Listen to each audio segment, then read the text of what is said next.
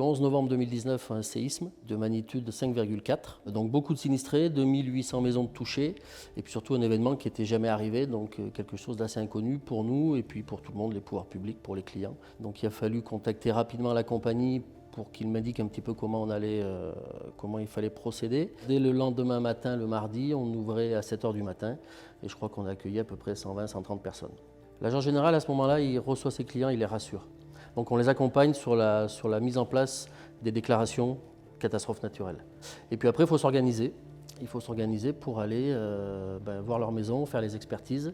Donc j'ai eu à peu près 20 à 25 experts de toute la France, des experts certifiés, c'était important, qui sont venus nous épauler sur le terrain. Un collectif qui s'est monté un mois après l'événement, le séisme du 11 novembre 2019, qui en fait voulait aider les sinistrés, je dirais, à comprendre l'événement, ce qu'allait se passer en termes assurantiels et d'expertise, et avoir des repères. Au début, le collectif des sinistrés s'est créé et a été extrêmement efficace, mais aussi tous les services de la mairie et pas mal de gens du Teil qui sont venus spontanément pour aider. Nous, on s'était mis plusieurs valeurs un petit peu dans notre collectif dès le début.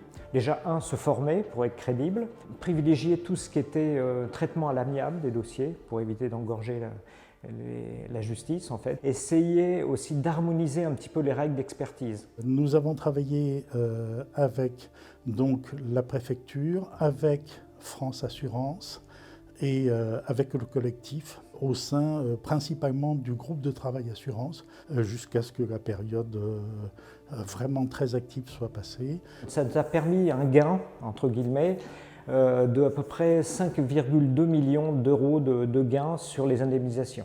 Et en fait, on a fait des propositions faites pour évaluer la loi catastrophe naturelle. Un an après l'événement, on s'est dit, on a accumulé beaucoup d'expérience, ça serait dommage que ça reste notre propriété. Donc on a édité un petit document qui s'appelle « Pour que notre expérience profite aux sinistrés ». Là-dedans, on donne des conseils à la fois aux assurés et on a donné des conseils aussi, on s'est permis de donner des conseils aux assureurs et aux experts. Le conseil à donner, c'est de se structurer en agence, parce que quand vous avez 50 personnes dans le bureau, il faut arriver à gérer ça. Être entouré d'experts. Donc aujourd'hui, je sais que les experts, tous les cabinets d'expertise ont travaillé sur le sujet séisme.